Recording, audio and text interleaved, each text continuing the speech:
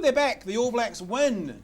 It was so surprising, wasn't it, Dominic George? They beat the Irish. It wasn't really surprising. No, it wasn't surprising. We were kind of a bit cowardly last week, but we got off camera and went, I bet you they'll smash them. We both said it, and we didn't say it on camera, but it wasn't really a smashing. But it wasn't a smashing. It was a comprehensive victory. Three tries to none. You can't really argue with that, even though some of the Irish media are trying to. Oh, they're dirty. The All Blacks are, what a filthy team. The persistent questioning about the high tackles. What do they expect? It's a rough physical game played at the highest level, and they want people to be squeaky clean. You cannot ask grown men to put their bodies literally on the line in a brutal physical contact sport and not expect them to get one or two angles or timings or something wrong in a game. It's impossible. I think the difference is between kind of foul. There's a difference between foul play and dirty play. Yeah, of course there is. I mean, Malakai Fekitoa, who today has been banned for a week, that was foul play. Yeah, it wasn't dirty. And the thing about foul play is it's a bit like, it's a silly example, the difference between manslaughter and murder. Like manslaughter, it's unintentional. Yeah, of course. So foul play in my mind is unintentional. Yeah. Dirty play is intentional. Yeah. Now, I understand you can kind of hiss and boo in the crowd in that moment of when someone gets a head high tackle. Sure. But if it's foul play, if it's unintentional, there's actually really no complaints to have because it was an accident. Yes, it broke the rules. Yes, it was foul. There was no intention. No, with it. Plus he got a yellow card. Yeah, and the other thing was the All Blacks there were 12 sightings from that game. Yeah. Post the game, yeah. The All Blacks got 11 of them, and the Irish team are a little bit, up in arms about that. Now they lost, sore losers. Well, this is the thing that the Irish need to remember, right?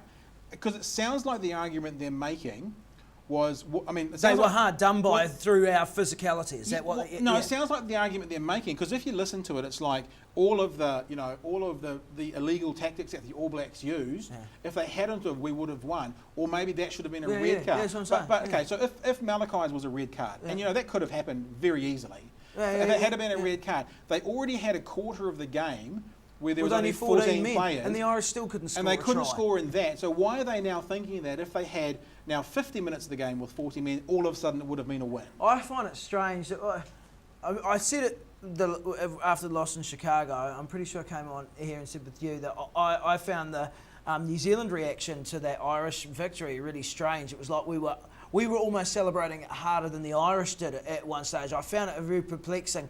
And of course we accepted that graciously, and the team accepted the loss. Hey, the Irish were better, but this time now, I haven't really heard too much of the Irish say, look, the All Blacks were the better side on the day. They scored 3 tries to our 0.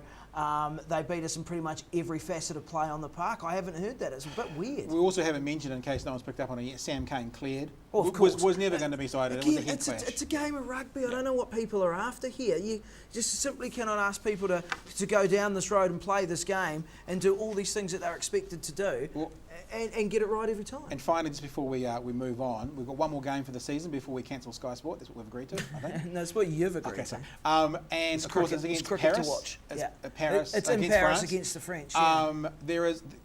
I read some comments in the weekend from a couple of the players talking about how tired the All Blacks are at the moment. Oh, yeah. Are there any concerns that a tired All Black team, a la the English a few years ago, might get pipped on the last game? Well, you could. Depends what French side turns up. We got no idea. A French side can turn up and get whacked by 50 points. The All Blacks have been to Paris at end of year, not too many seasons ago, and put like 40 points on the French. You know what I mean? Like, the thing is, it really just depends on what French team comes to play. I think, more than physical fatigue for the All Blacks, to be brutally honest with you, I think a lot of it, and from what I've heard and people that are far more in the know than I ever will be, is mental fatigue at this time of year. They probably started pre-season training about Christmas time. Yeah, January probably. Exactly, about January. That's pretty much 12 months. I know they don't play every week, but they're thinking, they're living, they're breathing it, and mentally, it's Christmas, it's the end of the year, they've been away for another month, they just want to get back home. So, prediction will be All Blacks by...